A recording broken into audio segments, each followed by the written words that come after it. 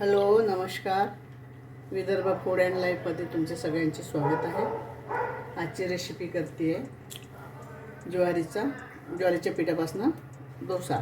त्याच्यासाठी मी या कपने 2 कप पीठ घेतलेलं आहे. 2 कप या कपाने पीठ घेतलेलं आहे मी. आणि या चमचने 2 चमच रवा घालते आहे. चवीनुसार मीठ घालायचं आणि गाजर कांदा चॉपर बारीक केलेला आहे ते घालून घ्यायचं याच्यामध्ये सगळं. 1 टोमॅटो, थोडं मसाला, जिरं पावडर घालायचं, थोडं धने पावडर घालायचं, थोडं कोथिंबीर, 1 चमच तेल टाकायचं थोडं.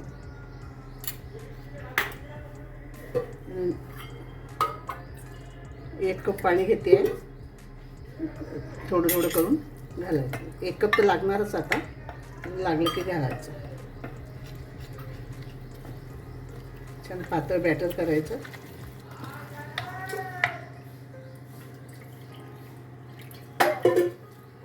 परत अजून 1 वाटी घेतलेलं आहे मी.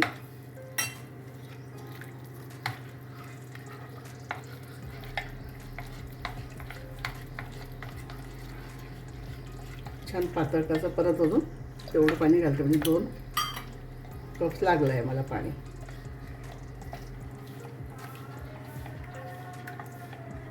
त्याच्यामध्ये गुठळ्या नाही राहिल्या पाहिजे म्हणून छान मिक्स करून घ्यायचं. वाटलं तुम्हाला घट्ट असतं तर अजून परत थोडं पाणी घालायचं.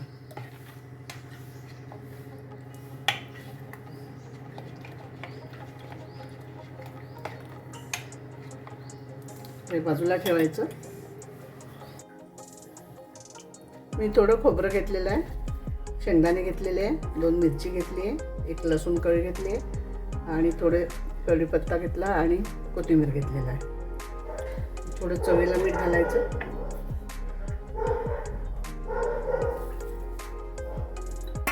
थोडं लिंबू पिळायचं.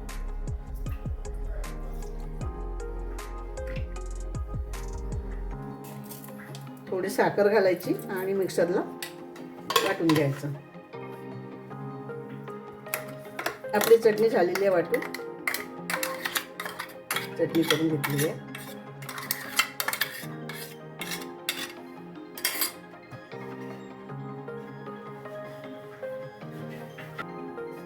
तवा तापलेला आहे.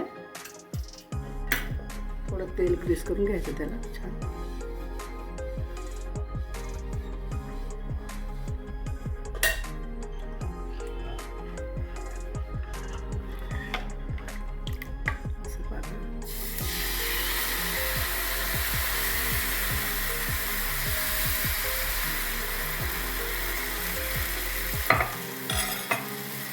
थोडं त्याच्यात तेल सोडायचं.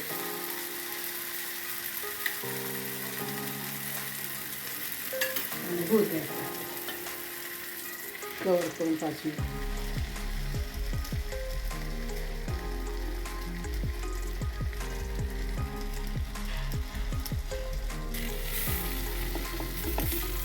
असं आपण पलटून घ्यायचं आणि थोडं परत अजून तेल सोडून घ्यायचं. तुमच्या आवडीनुसार थोडं शेतात तेल वगैरे कमी जास्त करू शकता. असं पलटवून घ्यायचा. आता काढून घेऊया आपण. झालेला आहे आपला पराठा. डोसा, ज्वारीच्या पिठाचा डोसा.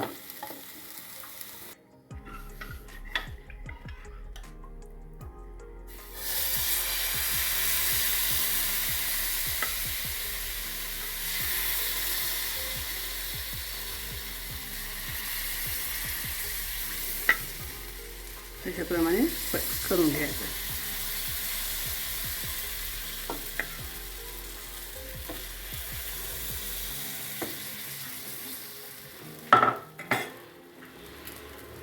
थोडं त्याला असं तेल टाकून घ्यायचं थोडं.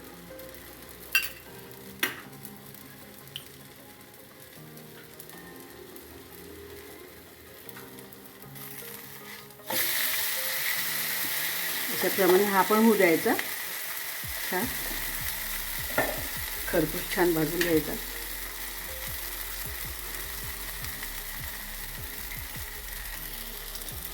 आपला डोसा झालेला आहे. आता आपण प्लेटमध्ये काढून घेऊया. आपले ज्वारीच्या पिठापासून बनवलेले डोसे आपले तयार झालेले आहे.